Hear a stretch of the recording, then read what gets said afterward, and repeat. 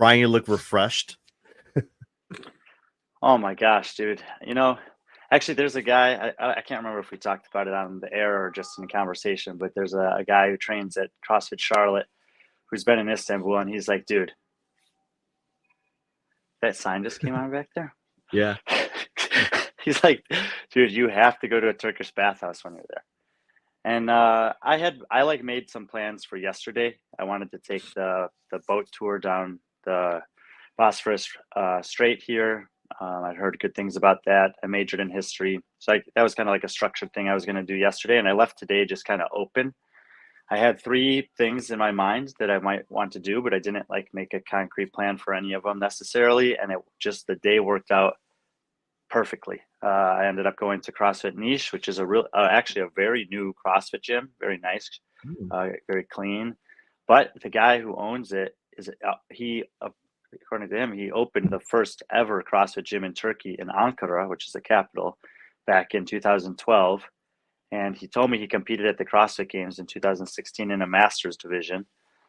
He'll be coaching a bunch of athletes this weekend at Eurasia Throwdown, and he's actually competing 2 weeks from now at Al Sanjak Team Series event that Denise and Atamer are running down the coast. So that was awesome. I just jumped into a class with 2 guys who are like best friends and brand new to CrossFit. Cool. I posted the workout. You could go see the owner of the gym this guy was talking about, and the guys. It was a 40-minute EMOM was the workout today. I did some back squats first and then this 40-minute EMOM, and he didn't bother to tell me there was a rest minute, which was okay. But these guys are like, they're like resting, they're like shooting the shit, like they're laughing in the middle of the workout. I mean, they're like halfway through it, they're like talking. They were like, beers, let's get beers. I'm like, but anyway, I stayed for a little while afterwards, talked to him. And then this afternoon I went to the Turkish bathhouse, and I took a route there to go through the Grand Bazaar, which is a very popular place. It's super busy. It's always fun to go through those markets in different countries. But the bathhouse was, man, it was incredible. I would highly recommend it as something to do, try out. Whatever the prices are, I'm sure they're different at all of them, but it's like, I think it's definitely worth it as a cultural experience and just a very refreshing thing. So just embrace that. And then I went and saw I think they're the 2 most famous mosques in Istanbul tonight, the Hagia Sophia and the Blue Mosque, which are literally across from each other. So very good day. It's the last day before I'll head out to the competition venue tomorrow. So I think I spent it well. Yeah, sounds like it. I'm glad you hit up the Turkish bathhouse. That's on my bucket list. So, yeah, before we jump into the Eurasia, there's a couple things that happened. I mean, just in the last 24 hours. First of all, I want to pull up someone that you got to see compete this weekend, someone that I'm familiar with, that I know as well. I've followed her since 2017 when I saw her competing on the Reykjavik team. She basically, kind of no surprise here, she's kind of kept low profile, but in her story and on her YouTube channel, this is the only video on her YouTube channel, but she basically made an announcement that here, maybe we can listen in a little bit, maybe or not. But she made an announcement that she's essentially, I don't know, because in a post it sounds like it says that she's taking the season off, but in the actual thing, it just sounds like she's just retiring from CrossFit. So, yeah. We talked about it. We talked about it on the Sand Clash review that she had kind of talked to me out there about doing this competition to kind of gauge where she was at in terms of competing in CrossFit. And it seemed like there were kind of 3 possibilities. At this point, based on what she said today, it sounds like the CrossFit Games season this year for sure is a no, and maybe it's a permanent no. But who knows? Maybe I think she still likes training, and maybe a competition like a Sand Clash that's just relatively local to region, Phoenix Games, is something that she might do in the future. But maybe not also. So But yeah, if you're a Sola Sigurdardottir fan, definitely should watch it because she's pretty genuine, and she kind of just like you said, she hasn't been saying too much for a while, and just probably offer her some support and just encourage her in in however you want to. But yeah, it's kind of we were speculating that something like this maybe happened for her, and here she goes. Yeah, I mean, watching it, I could tell like it was hard for her to do this, and it's obviously, and she says in the video, it's something that's been on her mind for a while, and then it just kind of getting the strength or putting her thoughts before releasing it, and she's fully transparent in it. I mean, she doesn't go into details on some of the things, which is great. But the one thing I did catch away from it, or take away from it, is a theme that I'm kind of seeing in light of everything that we've done, and what we like Hillary's video with Haley Adams, and of course our conversation with Mal. And it's just not young athletes, but she's a veteran. I mean, she's, I believe, in her early 30s, if not late 20s. But she just said it wasn't fun anymore. It's like she's been an athlete. She loves CrossFit. She loves what it's done for her. She loves everything about fitness. But when it came to the game, she just wasn't having fun, and she wasn't getting anything out of it. And if anything, it was causing more pressure and more pain. And it can. I mean, she's an example. It can happen to any athlete. Can happen to anyone, any profession. So, yeah. Yeah, it's a good question. I think it's a question that we've heard people talk about it over the years. Just to take that chance to reevaluate. And athletes do this all the time with their managers or coaches, their wives or husbands, whatever, and just see. And I think it's good to have that ability to kind of check in and ask yourself, is this something that I still want to do? Because there's nothing easy about it. And if you don't enjoy it, then it probably doesn't make sense to pursue it. Another thing I want to hit on is we talked about her quite a lot yesterday. Was Mirjam van Roer, I believe. Mirjam van Roer. Yeah, we talked about her, but we didn't quite realize how she came to be on top of that leaderboard. Yeah, I'm trying to think whose post was that on? I think it's this one. Oh yeah. Is that one? It's because it's in the caption basically. Jan Matiaska. Okay. It was in his caption. There we go. Yeah. So he basically said she did this workout 4 times. So on Friday, performed 24.1 in 5:47 during the Friday Night Lights at CrossFit Oath. She didn't meet all the video requirements for a valid score submission, as her score topped the worldwide leader. She needed valid video proof. On Monday at noon, she redid 24.1 in 5:39. Unfortunately, our camera malfunctioned and we lacked valid video proof. The third time, shortly afterward, she redid the workout at 5:54. Though we had a valid video this time, it wasn't sufficient to claim victory in 24.1. And on Monday evening, before I imagine before the video submission deadline, she performed 24.1 in 5:39 with valid video proof. Wow. I know, it's crazy, man. I mean, it's crazy. This takes me all the way back. I wonder if Seth from Jump Ship Training will do a video on this at some point, because he's going deep into the archives. But Dan Bailey was trying to win the Open in 2011, and he did that final workout like 3 or 4 times in one day, and ended up pulling it off and became the first ever Open champion on the men's side. And that was when I first watched that, which is probably in 2014 or 15. That's when I started thinking for the first time, like, these athletes are superhuman. I mean, I did the workout in 12 minutes and I was dead. Like I could not imagine doing it again the same day. And I had no desire to do it again the next day. Like I could have done it, but I had no want to do that. Obviously there's a little bit of money on the line and the ability to put your name at the top of the leaderboard and to say you've won an Open workout and all those other things. But we talked about her as a Hyrox athlete, so her capacity is obviously, great when you're talking about like race pace for an hour to an hour and 5 minutes or whatever it is, and to be able to do this, 3, 5.5 or 6 minute workouts in a day seems not that crazy compared to that. And these athletes do several intense metcons most days of the week. But it's just, when we saw that last night or this morning, I don't know, whatever time it was, that it was just another one of these things that just puts in perspective how fit these people are. I think you're muted, Patrick. She did it 3 times on Monday. after, I mean, and like I said, the time she did it was 5:47 on Friday, and then did two 5:39s. That's just crazy. I mean, I'm But sure here's it's but said this that. on the other side. On the other side of this is like elite athletes should not be having these problems. You should Yes. be having a team in your corner that's reading the rules. You should be making sure that Mhm. you're accounting for all the video submission standards, and you should have multiple cameras set up. I even advise Mhm. people that are like probably around 500, 1,000, something in the world, and when they're doing qualifiers for whatever competition, I'm like, always just set two cameras. Why Mhm. take the risk? So Why for risk? so Yeah. like while it's that cool, while it's like very cool on one hand, it's like, what the heck is going on? Why are you even putting yourself in a situation where that could possibly happen?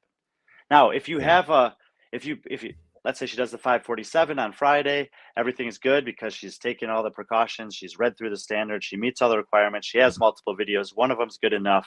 And then you see that you're really close to being able to beat the world record. Okay, maybe you go for it again. But to have to do it again Mhm. twice because you screwed up your video, like as great as the performance is, I don't understand that. Like that should not be happening to an athlete like this.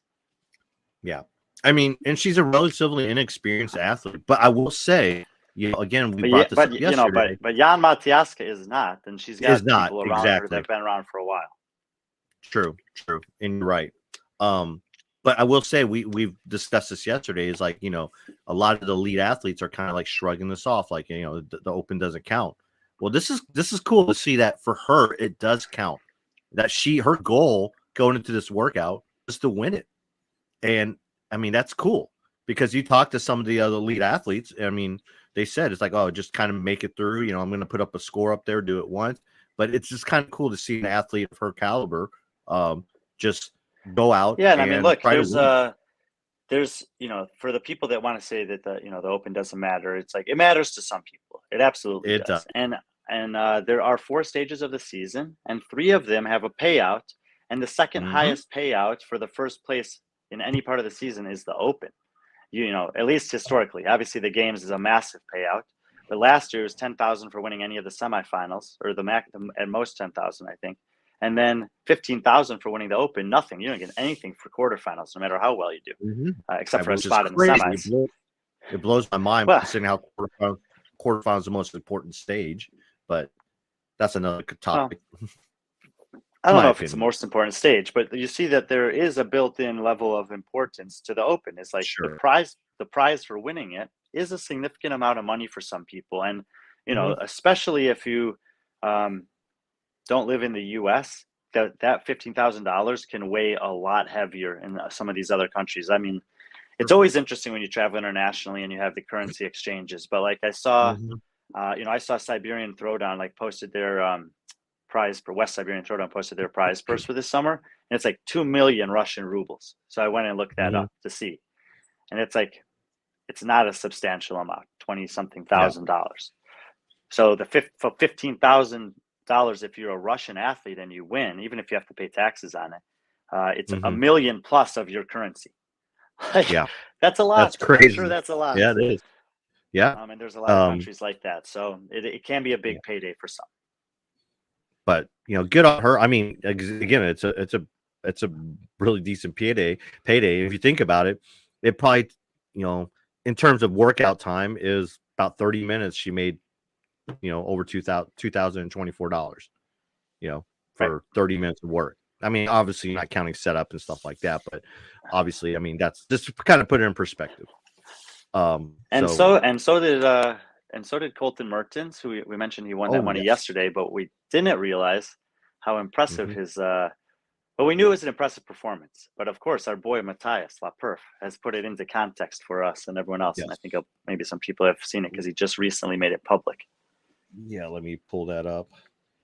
Ah, This is one of the, if you guys are not familiar with Laperf, that's his Instagram account. His name's Matthias. He's a French guy.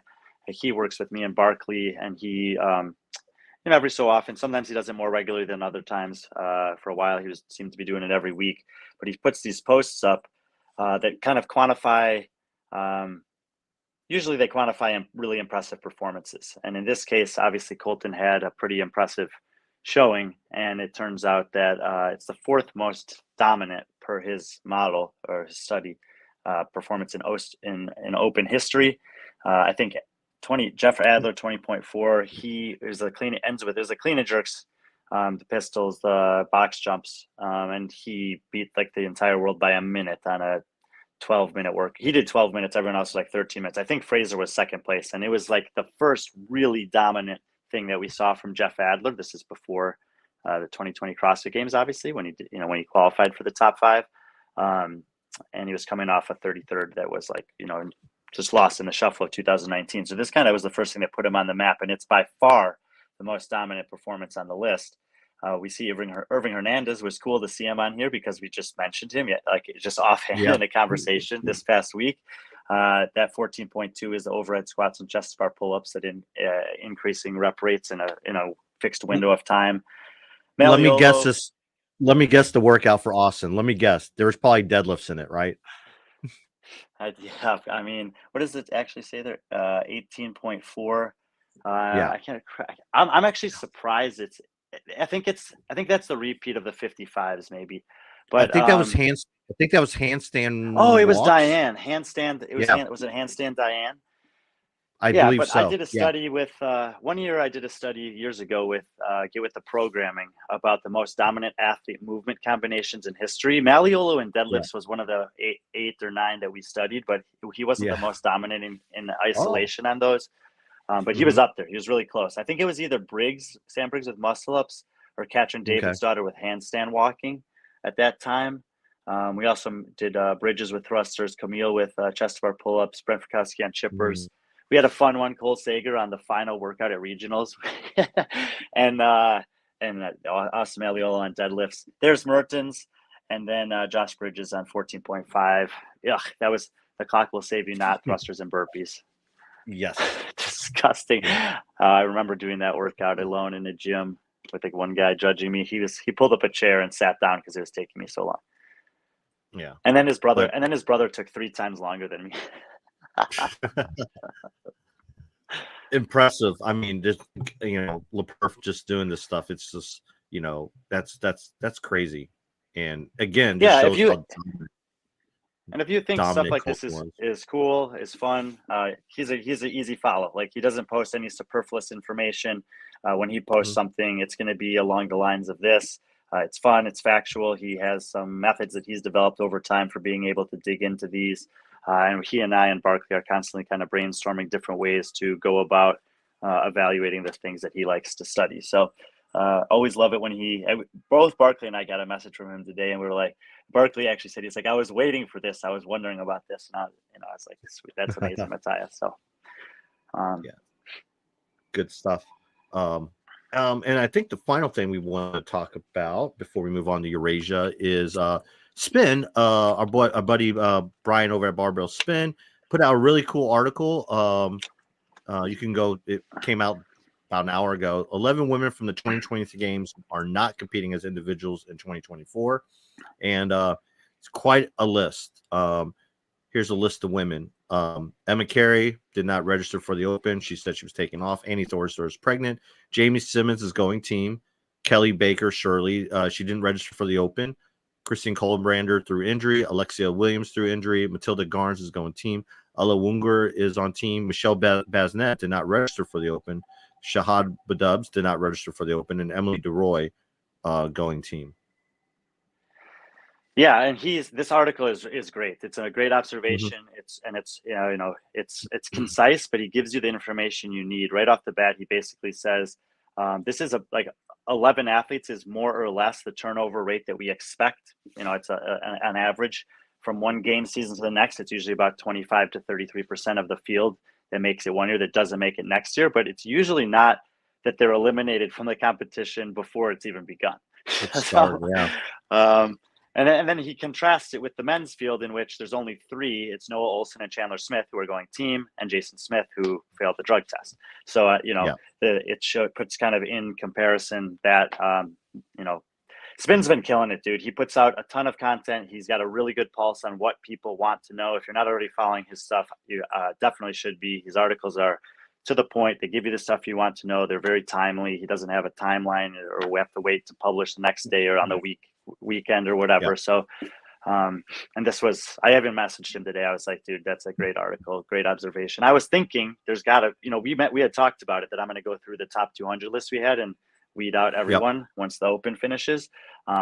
But he, for as far as the games athlete go, he did it this week, and it's just kind of puts in context what we've been kind of seeing right off the bat with the Open, is that there's going to be a lot of opportunity in the women's field this year. What this is, the other thing that's notable about this that obviously didn't talk about in this article is how this impacts the worldwide rankings, because a lot of these athletes have strong worldwide rankings, and they won't be in the some of them won't register on the worldwide rankings after quarterfinals happens. They'll be pulled out of there. Others of them that are going team will still have enough points to be inside the top 100, and therefore will affect it. If you guys are curious about how that works and potentially a way that it could work differently, I don't know if they've done it yet or not, but I think they have. Get with the programming, are doing these inside the leaderboard shows where they're basically presenting they've already put the episode out for this week, or is it today? I'm so. I think it came out yesterday. I believe yesterday. Okay. Yeah, I'm a little confused with the times. I apologize, but they're doing these every week. They did a big show, kind of showing what it could look like using last year's data. Mike Halpin is doing the brunt of the work on the back end for that, and they're basically pulling out the team athletes, the injured athletes, and everyone else, and actually looking at the true competitive field for this year, which is how I think everyone really thinks that it should be done. As far as I understand, the current worldwide ranking system model was not refined after last season, despite the flaws with it, and so they still exist in there. And so some of these athletes can still factor in to the semifinal game spots that will be distributed to the various competitive regions at semifinals. So that's a little nuance of this that wasn't in this article, but great article, really, to put in perspective what the early kind of view of what the women's field can look like at the top from a competitive standpoint this year. Yeah, and then it's you're right about spin. Obviously, this is the time of year when just not the Open. I mean, obviously, a lot of stuff that surrounds the Open, but he's been crushing it with whenever something's been coming out, whether it be the exemption list yesterday, him doing the research and pulling this together. It's been great, and it's like I said, he's been crushing it. One of the names on there, Shahad Badubs, we talked about her and her not competing and this year in Asia, and with also the return of Sungyeon Choi, and also the return of actually the first year Evie Hollis competing in Asia, kind of brings us into what the show is about, and that's talking about the Eurasia Throwdown that we have going on this weekend, or that you're attending this weekend. Yeah, like I said at the start, I'll be going out there tomorrow to the venue. Actually, the guy at this box that I went to today, his best friend is like the boss or the big head honcho for Eurasia Throwdown, and he called him. He's like, "Hey, dude, the guy from America is here at the box." So I'll go out there tomorrow, meet up with those guys, get settled in. The competition doesn't start till Saturday, so I got a little bit of a longer kind of run up there. I think I'm going to try to do the Open workout on Friday in the competition arena, depending on what it is. If if it needs a rig, if it's set up, if they have barbells, whatever. But since the competition is like all day Saturday, Sunday, and I'm traveling on Monday, I feel like I need to do it on Friday this week. And I thought it might be cool to do it on the floor there. We'll see what it is. Maybe I'll do it live or something like that if it makes sense to. But anyway, yes, Eurasia Throwdown. I'll be going out there tomorrow. Yep. I'm sure you can find someone to do it with, someone that'll do the workout with you. Maybe we can get our good friend Joe. Get Joe to do it with you. Joseph, excuse me, dude. He was I told you he's on the kite tour, and one of the stories he posted today, he was doing some devil's press with a 20-pound kilo, a dumbbell that I think he travels with around sometimes when he can, in this on top of a bluff, looks like a mountain overlooking a beach at sunset, and I was like, Jesus, dude, that's incredible. So yeah, see Joe again this week. Always great to see him, and yeah, maybe we'll throw down on Friday. I gotta check and see what time he's getting in. Yeah, see what schedule he has. But yeah, let's dive right into this article then. Oh, sorry. There we go. Too many tabs. So Eurasia Throwdown. Um, yeah, it's a 2-day competition happening this March 9th through 10th. Location will be at the Turkish Gymnastics Federation. It's a building that I imagine that's where they do a lot of their gymnastics training at. In Istanbul, Dude, the Turkey. floor, the guy told me the floor that they're laying is 1,000 square meters. Mm-hmm. Well, they did advertise that it's the largest and longest rig ever to be built in Turkey. Damn. It's Wadico is the equipment supplier. Okay. They had a bunch of their equipment at the gym today, and he said because we were talking about how it's a lot to. He's like, there's 10 guys that are laying the floor today, 1,000 square meters, so they need to lay 100 square meters each. And I was like, yeah, I think they're building the rig on Friday. And he said, no, actually, the rig's not a big deal because Wadico will bring it and they'll assemble it. But the floor is like, yeah. So the competition overview. Yeah, what can you tell us about just in general about the competition? How many years has this been around? Is this a one-off thing? Is it a CrossFit event? Anything like that? I didn't see anything about it being a CrossFit licensed event. It's the first year for the name Eurasia Throwdown Finals, but the competition has previously existed and run by the same people, but in a different part of the country. It's I'm drawing a blank on the city, and maybe it's Antolia or something like that. But it's where there's on the Instagram, there's like CrossFit Backstreet, and wherever that gym is, it's a little bit further inland. Like that town is where it had ran. My understanding is the last 2 years they've relocated, rebranded. So it's technically, I guess, it's the first year for this name competition, but it's not an unfamiliar competition in terms of the people that are putting it on for people in Turkey or in the surrounding countries. And I mean, I think the biggest appeal, and I think something that they're really proud of, is the location. And we talked about this before. It being Istanbul, and Istanbul kind of being like kind of the gateway from Europe to Asia, vice versa. But because of that, in a location that probably the easier access, because Istanbul has probably one of the most impressive airports I've ever seen. Dude, I think they have 3 airports here. Okay, they might. I don't know. I flew into a different airport this time. Oh, okay. You didn't fly to the freaking shopping mall? No, this was I can't pronounce the name of it, but I was like stressed in Riyadh at the airport because I couldn't find Istanbul, and I was just standing there, and I just like without thinking, like mindlessly, I was just like, fuck. And this guy that was walking by me was like, "What's wrong, sir?" And I told him, and he's like, "Oh, seemingly museum, whatever the name of the airport is. Yeah, it doesn't say Istanbul. It says the name of that airport. It's inside the city of Istanbul." And I was like, Gotcha. Holy cow, like, thank God you just walked by. Yeah. What are the odds of that? Well, glad. Good people out there. But they're advertising over 500 athletes from 50 different countries. That's impressive. Pretty close to those numbers. We had similar in terms of the number of countries represented last week.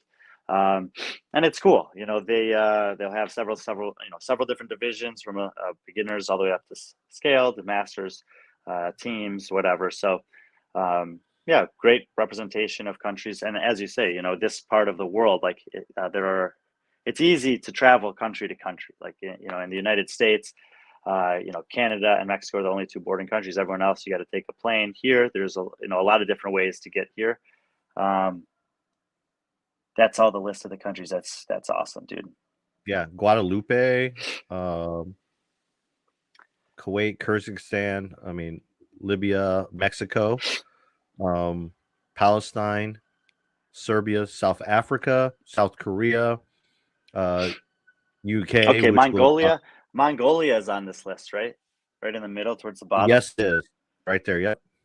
I don't think I told you this yet, but on the boat tour I took yesterday, I was sitting next to a guy from LA who just got back from a trip in Mongolia where he was hiking 5 days over 120 kilometers with like, I don't know, 10, maybe like a total of 12 people. They did have 2 vans that you could take if you wanted to, and they were hiking with livestock, and the average temperatures were negative 30 degrees Fahrenheit. What? It's crazy. Dude, he was showing me pictures. I mean, this is like mind blowing, out of this world kind of stuff. And I just ended up sitting next to him. And there's an athlete, at least one athlete from Mongolia competing here this weekend. So I just had to tell you that. Sorry. Yeah. I mean, U.S., UK. We'll talk about one of the UK athletes here, Venezuela. So I imagine the ones, I mean, that represent above flags are probably expats in the region. But I mean, who knows? Maybe someone did fly all the way from Guadalupe or Venezuela. But not surprised, especially the location of Turkey and the easy access to. And I mean, and that's been my biggest contention with like CrossFit events.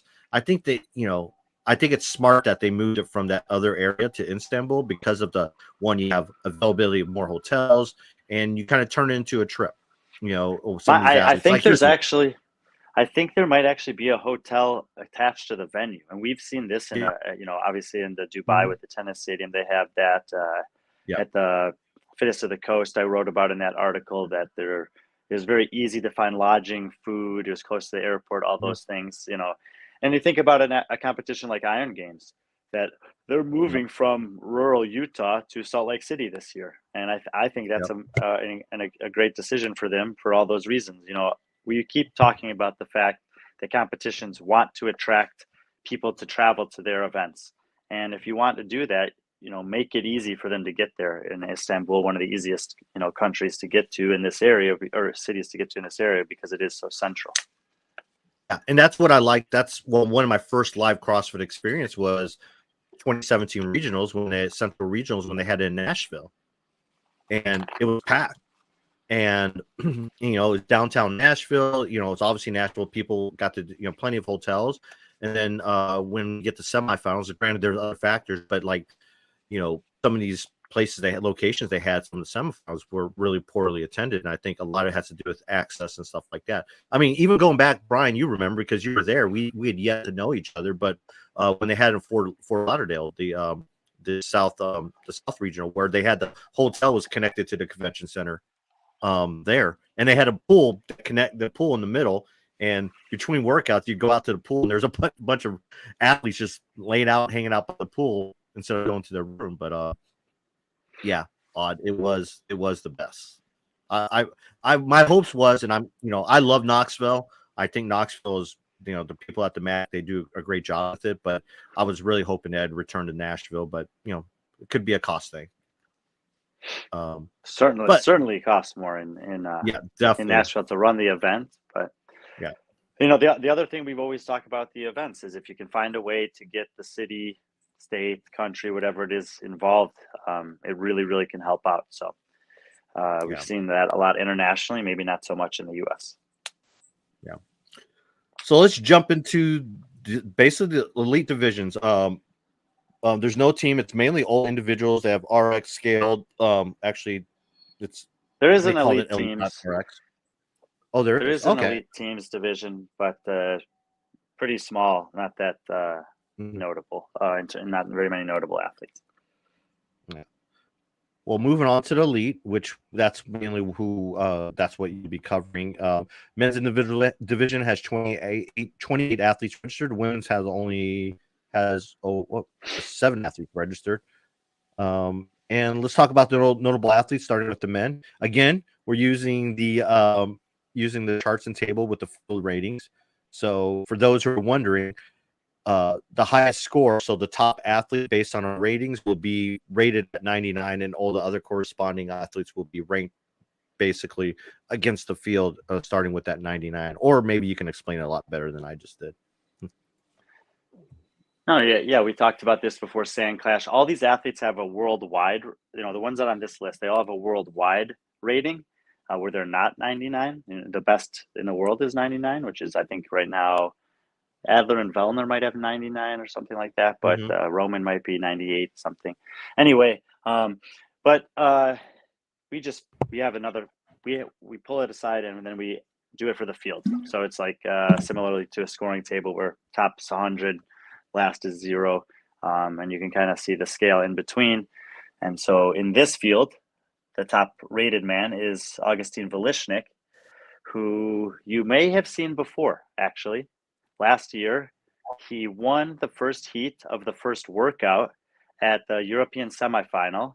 And in Europe, Chase was doing the podcast with, I can't remember who he was doing it with that day, but I was down on the field and we caught him coming off the floor, and I gave him my headset and we did an interview with him.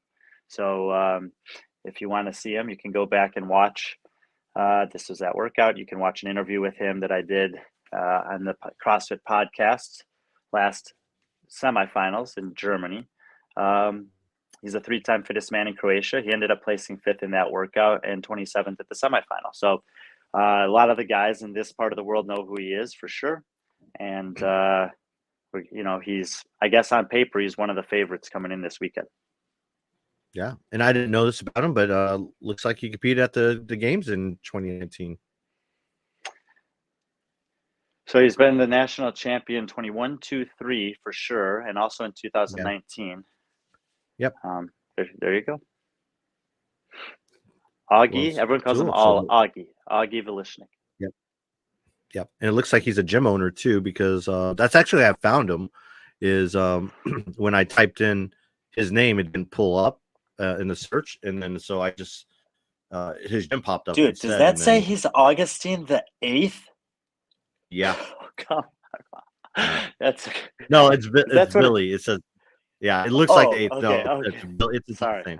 Vili. I know it looks like V. I'm relegated to the phone, so everything is tiny. Yeah.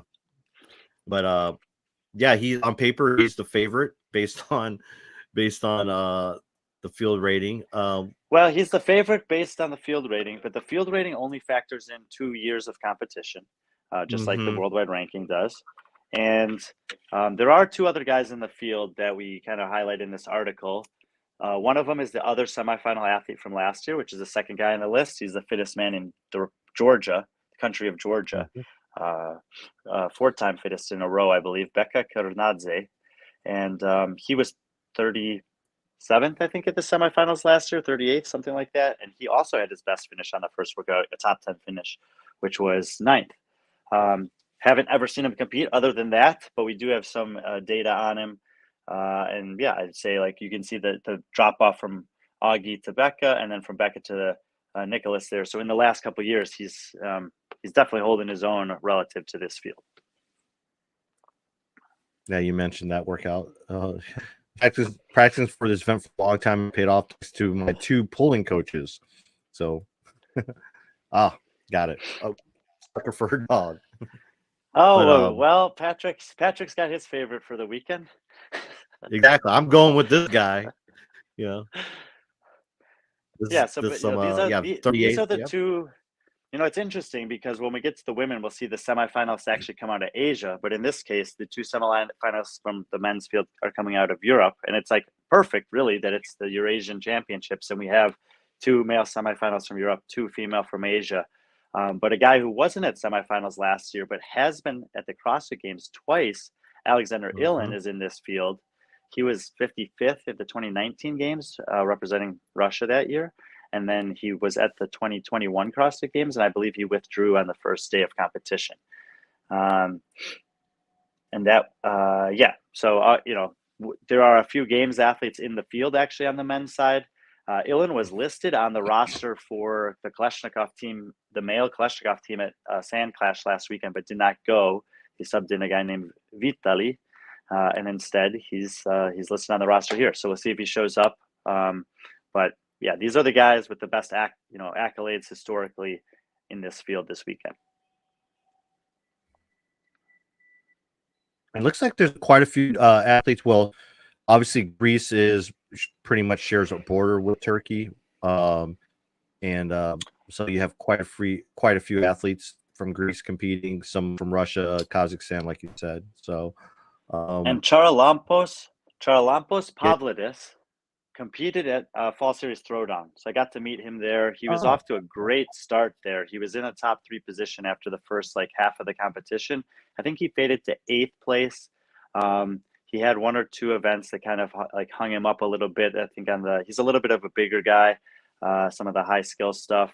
There's, they added the muscle ups into. We'll go over the workouts here in a second. So I think that could be a tough workout for him. But he's a sneaky guy, and I've seen him compete before this year. So. And I'll look forward to meet some of the others because I'm going to do everything I can to get to Athens Throwdown, the other Greek guys, because I'm going to try to get to Athens Throwdown the week before the French Throwdown this year. I've been wanting to get out to that competition. I've heard really good things about it, and a bunch of Greek athletes will be here. In Fall Series Throwdown, I met a couple of people who are associated with Athens Throwdown. So if any of those guys are maybe they'll be in town this weekend. I don't know. Yeah. So wraps up the men's field. Moved on to the women. We highlighted basically the whole field. We had information on five of the seven. So that'll 5 of the 7 athletes competing. I believe we said he had information on, or I'm not sure. At least four based on this. I feel like there was at least 4. Yeah, I feel like we might have had. Yeah. Anyway, but these are the 7 women in the field. And leading the way, top rated against the field is Kamila Takieva, who we did see at St. Clash last year. She's the fittest woman in Kazakhstan at least a couple of years in a row. 6th place at the Asian semifinal last year, and just won with the Kalashnikov team at the Sand Clash competition. I tried to do an interview with this team there, and it was just tough, man. Like, she speaks better English than any of the rest of them. So maybe we'll be able to talk to her a little bit this weekend. She's super nice, friendly person, hard worker. And again, on paper, she's looks like the favorite. Yeah. I saw that. I guess she's an Invictus athlete. Like, they have an Invictus. I'm not sure if it's tied in with Invictus from the US, but maybe not. I saw her post this today too, Invictus Fitness, and that's probably the KZ stands for Kazakhstan, which is where she's from. Yeah. So I don't know. Maybe I'll ask her about it this weekend.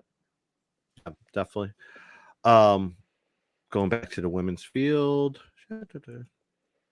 the second person on the list is someone that I'm familiar with. I've heard her name, but maybe not for the best reasons in terms of nothing against her, but the situation that she was put in. Nicole Crouch. She competed in the quarterfinals last year with the BFG team out of the UK. I think they were the 3rd place team coming into quarterfinals. I didn't check that. I'm just pulling that off memory. In the quarterfinals rankings for teams in Europe, but they didn't have any alternates on their team. And Zach George was on that team and decided to take the ticket to the UK Gladiators. And so their team was not able to compete. They're technically listed as being 41st at a semifinal. Obviously, there weren't 41 teams there. She her season was cut short last year because of that situation. And I don't know what her plans are for this season, but I'll ask her this weekend. And she's a good athlete. She's been competing in the UK for a while. And again, I'd say she's in the mix. Her rating is a little bit lower because of the team stuff doesn't really register. But I think that she's like, I would say it's a 50-50 between her and Camilla based on what I know about them to take this down this weekend. And another athlete that you have pretty high in the rankings is basically a hometown favorite, Merve, maybe Gosil. We'll ask going her. With it. Yeah. I have not picked up on the Turkish. Despite being here, it's a very. Even when we came in December down in Izmir, they were saying like, no, Turkish is just a hard language, dude. It's even hard for us at times. So I'll ask her how to pronounce it. But Merve, she was 2nd fittest in Turkey last year behind Seher Kaya, and obviously Seher Kaya is not just like throwaway national champion. She had the best ever finish at the CrossFit Games for a woman from Asia, finishing 23rd there. She had just obviously a top 6, I think, finish in the first week of the Open. So to be second to Seher is like, that's pretty good. Yeah, definitely. Especially for someone who kind of like Seher. She has only been been competing in CrossFit competitively for 4 years now. So for her to kind of jump up in the jump in the rankings and to do so well in international competitions, like, she traveled to South Korea, not North Korea. She didn't travel to North Korea. She traveled to South Korea, competed there. That says a lot about just the growing state of CrossFit in Turkey. Yeah, I think she would. Well, I think she was 13th at the semis. And in Turkey, actually, I had Mike Halpin pull some data for us recently. Just I was curious about like the number of participants in this region of the world in the Open, and last year and this year total, only 24 athletes from Turkey signed up. And I was talking to Denise about it, and she just said that like it's this thing that I was referencing with the money. She's like, it's just it's expensive for us. I know it's only $20 for you guys, but like for us, that's a lot of money. And when you think about the conversion rates, it makes sense. So, there's also not a ton of CrossFit gyms in Turkey, even though there are a lot of fitness enthusiasts. And so I think, I believe that this is something that there is a team at CrossFit that is aware of and working on of how to navigate this. We did obviously that we had the affiliate rates increase this year, but they went down in this region of the world. I don't know if they went down low enough to be really appealing for people to start opening affiliates at a high rate. But I think that Denise said 5 people from her gym signed up for the Open, and so that's like a 20% of the entire field of Turkish athletes in the Open this year. So that would be something that I would be looking at if I was CrossFit, to say, what can we do in a country like this that has so many people? There's all these people are traveling here to compete, to get some more participation, whether it's at the affiliate level or the Open level. Yeah, especially when one of the top athletes in the country, in the world, Seher Kaya, is from Turkey. And I know that's something that, even though she lives in Norway, we've had discussions where she wants to do some more stuff. She wants to bring, because we've seen it, there are CrossFit gyms there. There is a need. We've seen the communities. They're no different than the ones we've seen.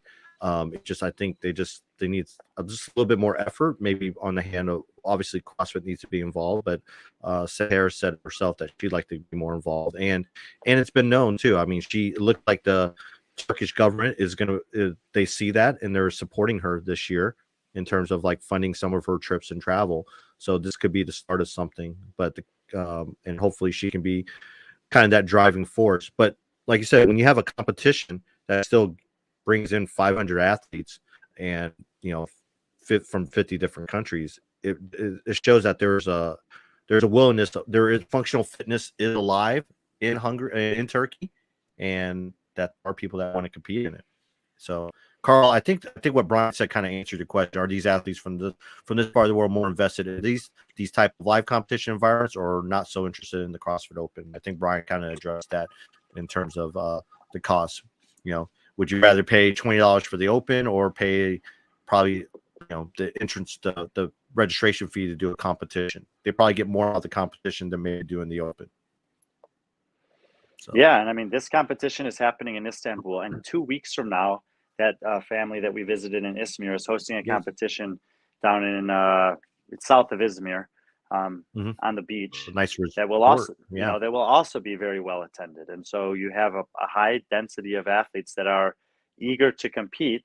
And at this time of the year, they're choosing, most of them, to compete in these live events rather than to sign up for the CrossFit Open. Yeah. So let's talk about the programming.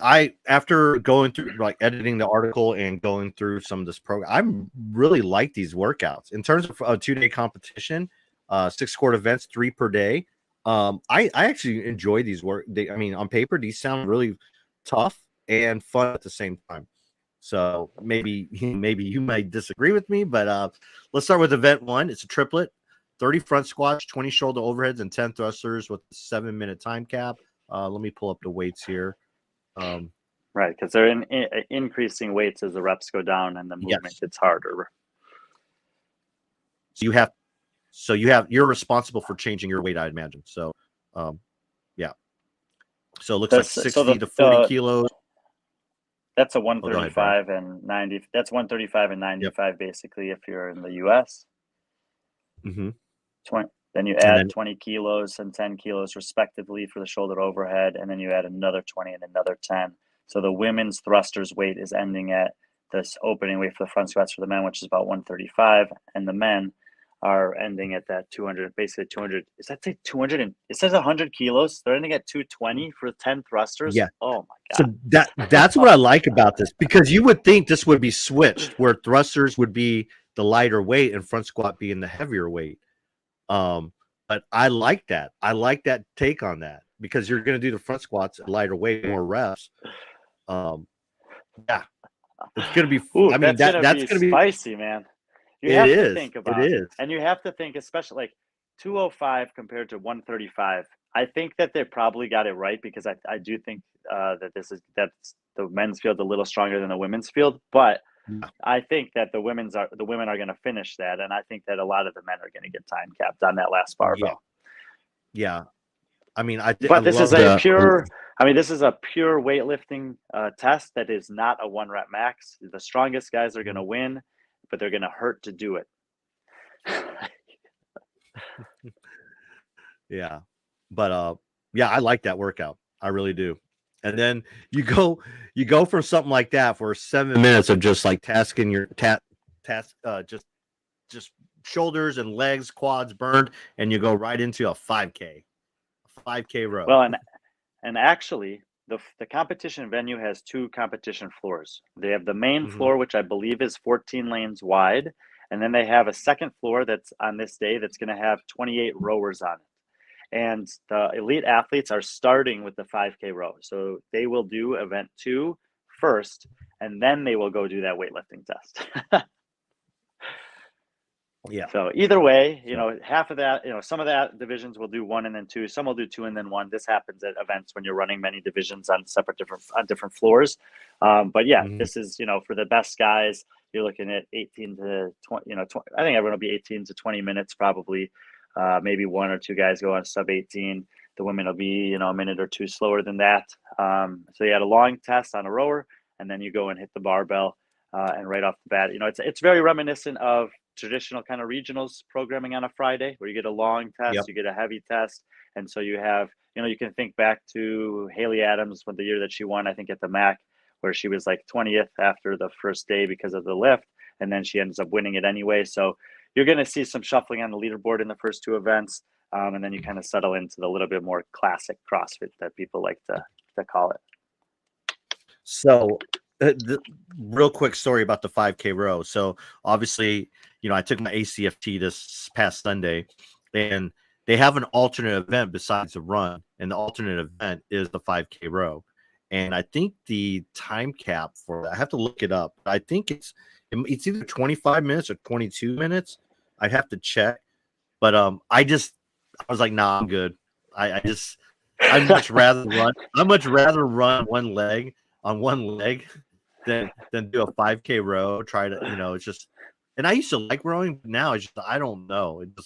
But yeah, even 25 minutes, that's pretty impressive. And I was like, no, I'm good, because they offered, like, sir, you can do the 5K row instead. You're a CrossFitter. You should want to do that. I'm like, no, I'm good. I'll run. I think it might be 22 minutes. And I'm just like, one, I didn't want to have to push off that calf as well and just, tear up my arm. So, yeah, no, thank you to the 5K row. I know that's one of those easily test things in CrossFit. It's like a benchmark workout too. So, but I'm good. Moving on, workout 3. I like this one. Oh, okay. So this is the one you were talking about. They had to alter it because of pirates. I say it's pirates, but basically, originally it had runners in it, air runners, I believe, right?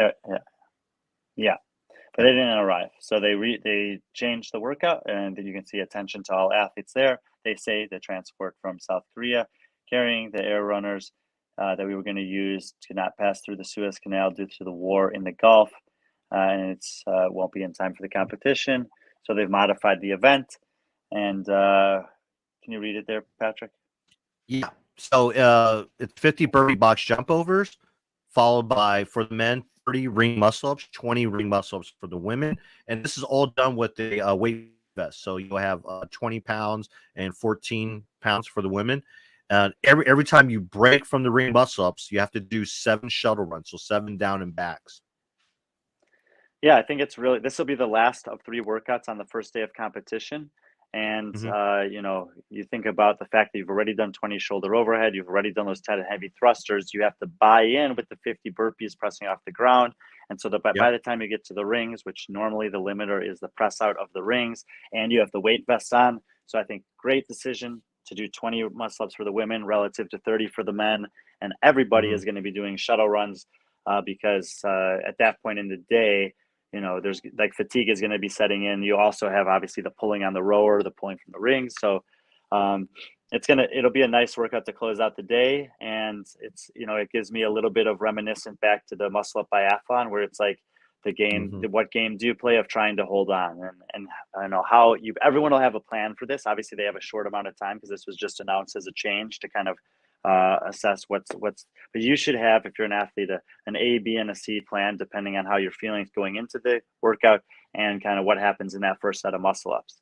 You know, the worst thing that really can happen is you get to the last rep, go for it and fail, and then have to do an extra set of runs. Like, you want to have whatever the remaining reps is at the end, you want to be able to just hit those, you know, 3, 5, 7, whatever, and call it a day and not have to drop off the rings that last time. But it's definitely going to happen, you know, because they'll be right in the line. Yeah. And I did a good job of alternating, changing this, because originally the burpee box jump overs was a penalty and the buy-in was a run. It was originally a 1.5, a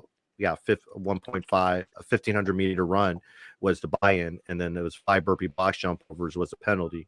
So I thought they did a good job adjusting. It still kind of has the same stimulus. So you really didn't change anything in it too much. So, you know, bravo on that. And I like it. 15-minute time cap. It'll be interesting. I have a feeling that there's gonna be in some a people field like capped. this. Yeah, in a field like this, you're going to get a massive spread. You'll have some people that are like specialists at this. You have some people that find a way to kind of get it done, and you'll probably have some people with the weight vests on at the end of the day one of competition that are going to be staring at the rings. So we'll see. Yeah, that was we saw it at semifinals this year, the weight vests, and anytime you get on a ring with the weight vest, it alters a lot of things. So yeah, I like this event. You know, me personally, you know, I don't like it for me, but I like it in terms of I think aesthetically this would be a fun one to watch, because, you know, I think for you, someone like you who's going to be broadcasting, is like, how long are they going to stay on? I mean, you're going to see a lot of people doing singles or just maybe kind of gaming it, where they're just going to do their shuttle runs, and, you know, it should be fun. Then we start the second and final day of event 4. Let's go and find it. It's here, I swear. Event 4. There it is. For time, 12-minute time cap. It's basically, I mean, it's basically 2 rounds. 1,000 meters on the biker, and then once you do that, you have a 10-meter handstand walk, plus with a ramp, and then a handstand walk, I believe, back or to the rig, and then you do a pullovers, 10 pullovers, and then you go back.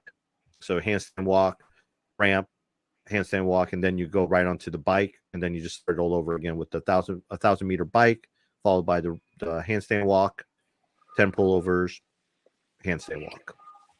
Yeah, it's basically a 2-round triplet of monostructural gymnastics with the technicality of the handstand walk and the unpredictability, frankly, of the pullovers. We saw the pullovers last week in Sand Clash. 10 pullovers, maybe it doesn't sound like a ton. I think that'll be 2 to 5 sets for a lot of the athletes.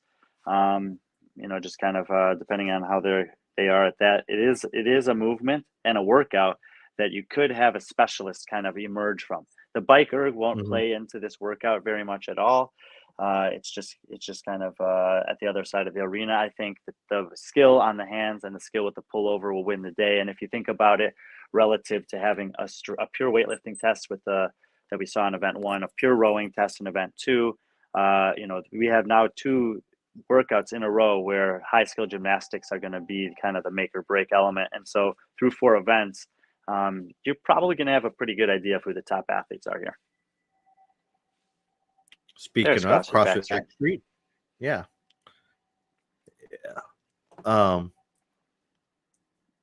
Man, it's going to be a lot of shoulder fatigue. Yeah, you have about, I don't know, maybe 12 hours to recover from doing all those ring muscle ups and pressing off the floor. But little more than that. I think we have the schedule somewhere, but they'll finish up, 5-6 p.m. on Saturday, and then I think the first event for them is like noon on Sunday. Okay. And they haven't released event 6 yet, but we have event 5. It's here. I swear I found it. They had they released events 1 through 4. There it is. All at the same time, and then they dropped event 5 maybe a week later. And I believe event 6 will be released prior to the competition, but has not been announced yet. So this is the last one that we know of, and it is. And for some athletes, it'll be the last workout because I think there's a cut before the final. Cuts, yeah. There's cuts, yeah. So event 5, 5 rounds, 12-minute time cap, 4 time, 18 for the men, 15 cal Airdyne bike, I imagine. 6 sandbag cleans, men at 150 pounds, which is weird. They put it in pounds here. 150 pounds, a female 100 pounds. And we talked about the difference between the 150 pound and 100 pound bag. And 1-seated legless rope climb. And 5 rounds of that. And then there's a cash out of a 50-meter sandbag hug carry. Yeah, so you get the MWG in the 5 rounds there. Nice little triplet on the Airdynes that you don't see very often. Sandbag cleans will favor the ladies who should handle the 100. And it was the same in Saudi Arabia, by the way, where they had kilos for all the weights, but then they had pounds for the sandbags. And then 1-seated rope climb will favor the men. So kind of a fun one, men to women there. But just kind of you have to have the high skill gymnastics. So no real place to hide. You could be great with the bike and the sandbag, but if you can't do that rope climb, then you're just going to be sitting there. And we saw this happen to elite athletes at semifinals. Sarah Sigmund's daughter, Moritz Fiebig, in Europe, for example. And we saw it, on the ring muscle ups with the ruck all over the world. 100 athletes or something that didn't log a single score. It is, our actual rep was only for the burpee box jump overs in that workout. So, I think again you're going to see some athletes that are very good at this, and some athletes that will probably struggle with that rope climb. Yeah. And we don't know what event 6 is yet. It'll be announced, I imagine, soon. And like you said, it's they are cuts, so we'll probably see only 1 heat, especially for elite, which they'll be probably doing one. At least for the women, there's 1 heat. So, yeah. So what you're doing there, probably how to watch.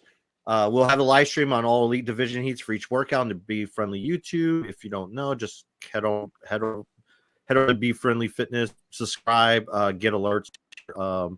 We actually did create a playlist. So if you want, as you can see, we already have some of the events scheduled. It's been great. It's been great working with the competition organizers. They sent us the schedule. They have the first day, actually, we can see every athlete in every heat for every division, and obviously the starting times for those. So hopefully hopefully running on time. They seem to be very organized and scheduling the workouts accordingly there. The rowing will only be 2 heats that we'll stream because they have 28 rowers, as I said, over there, so they can fit all the guys on 1 heat, and then the girls will be in the other heat, I think, with another division or 2. But then every other workout, it'll be 1 heat of women, 2 heats of men.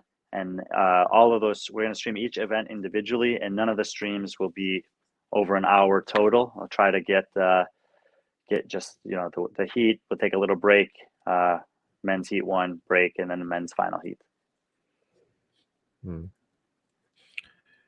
And again, you are still in the same time zone, even though you were, I don't know, a couple countries away. Dude, it's crazy. I mean, I took a 4-hour flight west. If you take a 4-hour flight west in the U.S., you're changing at least 2, maybe 3 time zones.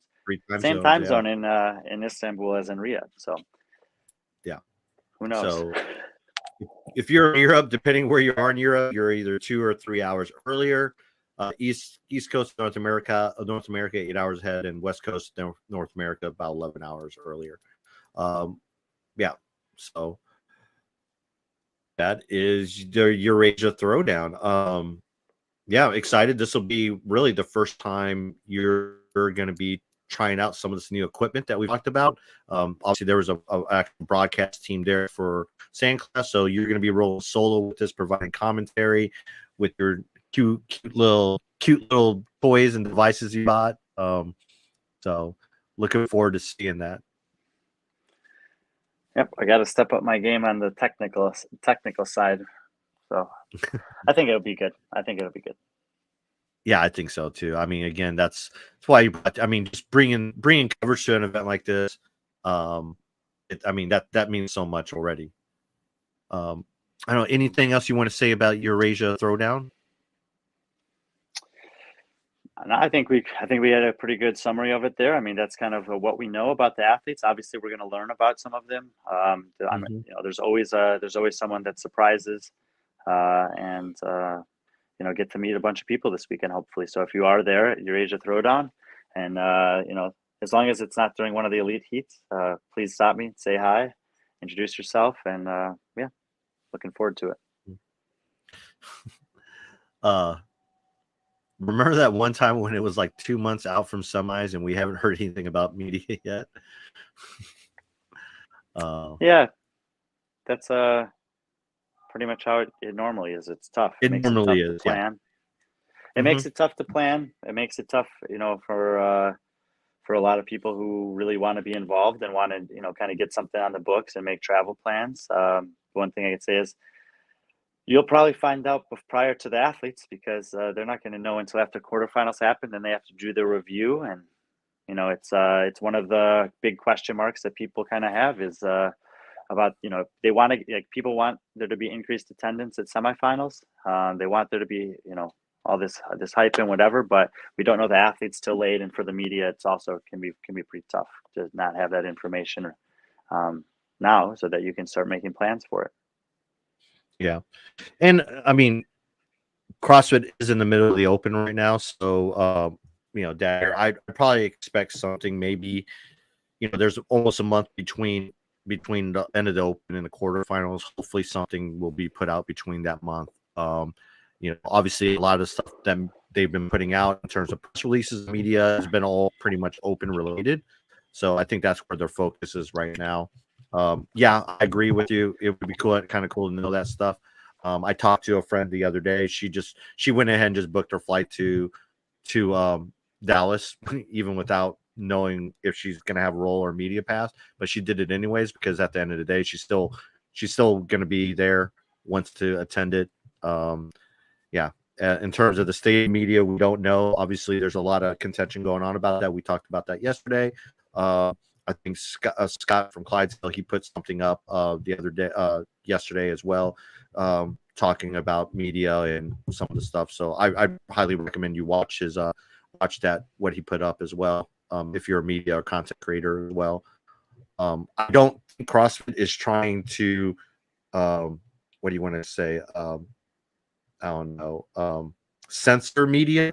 I just think that they just, they want to work with media that wants to work with them, so in any case, be patient. I'm sure it'll happen. Well, Carl, I did want to bring up, we have a request, Carl. Can you change your profile pic right here instead of the C?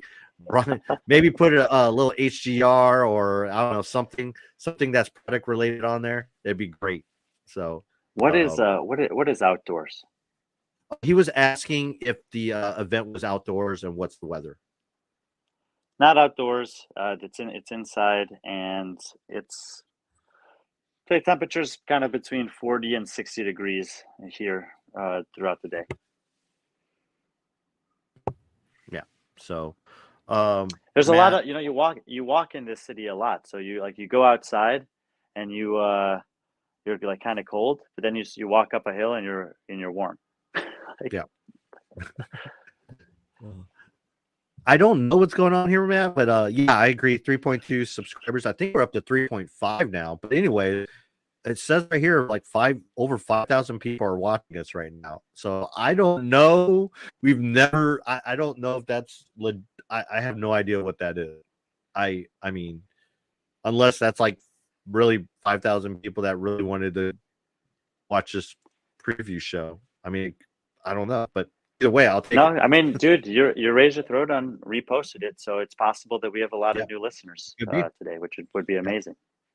Yeah. So if you are a new listener, please subscribe, follow, hit the alert button, because if you're watching this because you're interested in Eurasia and you want to watch the competition, especially Elite Division, hit the subscribe and alert button, and you will be able to get alerts as Brian goes live with the event. So, thank you for watching. So, Carl, also shout out to you, and support the HGR. As always, use friend 20 for 20% off your HGR CBD products. Again, Brian, him and his relief stick, you probably use it again today, or you will use it before you go to bed. So I feel amazing, dude. I did the Turkish bath, but I can't take a Turkish bath with me, and I can take HDR CBD. you can. Before we go off air, I wanted to send a shout out to my father. Today's his birthday. He turned 78 today. It's also his birthday and my best friend. It's also his birthday as well. So it's kind of cool that, basically my dad is my best friend, and then actually my best friend, it's his birthday today as well. So, I wanted to send a shout out to both of them, especially my father. Those that don't know, he's a Vietnam veteran. He's been the rock. He's been so supportive of me and this journey. All my career changes and all the at 47 years old, still pursuing dreams, pursuing. Most parents are like, get a real job. How come you don't have a family? All this stuff. My dad's always been supportive and just let me be my own man. And I always tell him everything good about me comes from him. And if I'm half the man that he is when I finally leave Earth, then I think I'd accomplish something. So shout out to you, Dad. I love you, and I'll see you in a little bit. Come by, and then also to John Hadaway, my best friend, Jackass. Happy birthday to you, dude. Thanks for including me in everything, your life, and all that stuff. So, sorry, kidnapped the show with that, but I had to. No problem, man. Absolutely. But that's all we got. Still trying to effort something. I mean, just pay attention. We might do something tomorrow. If anything, maybe me and Bella might jump on to kind of maybe preview the open announcement, the open workout. We're trying to get an athlete to come on and maybe preview that with us, and maybe even watch it live with us as we break it down. So tune in. We'll probably try to do something similar to that. Also, keep an eye out. I will be doing some picks tomorrow. So depending on the workout. So I think I did a fairly good job on week 1. Maybe I can do it week 2. Again, there's not many people out there throwing their picks out there. So obviously Brian was in the same time zone and was awake during the open announcement. We would definitely be putting out more. And also I wanted to say, keep an eye out today. We are starting something new. It's new to us. But it's something that we did when we were working at Barbend. We did this Athlete of the Week. Well, we're bringing it back. We're calling it Friend of the Week. And this week, Friend of the Week is none other than Colton Mertens. So shout out. Congrats, Colton Mertens. You're the inaugural Friend of the Week. So every week, every Wednesday, we'll announce the Friend of the Week. So that's usually a top performer or someone that we think deserves attention. So if you know someone, please reach out to us before Wednesday every week. Let us know if you want to nominate someone, and we would love to, send them some love, some shout out, maybe an Instagram post, and who knows. So congratulations, Colton. But Brian, anything else before we log off? No, I know we'll have some cool stuff coming up, but in the meantime, I'm just gearing up for Eurasia Throwdown, and competition starts on Saturday. Yeah, Brian is right. We do have some cool stuff planned.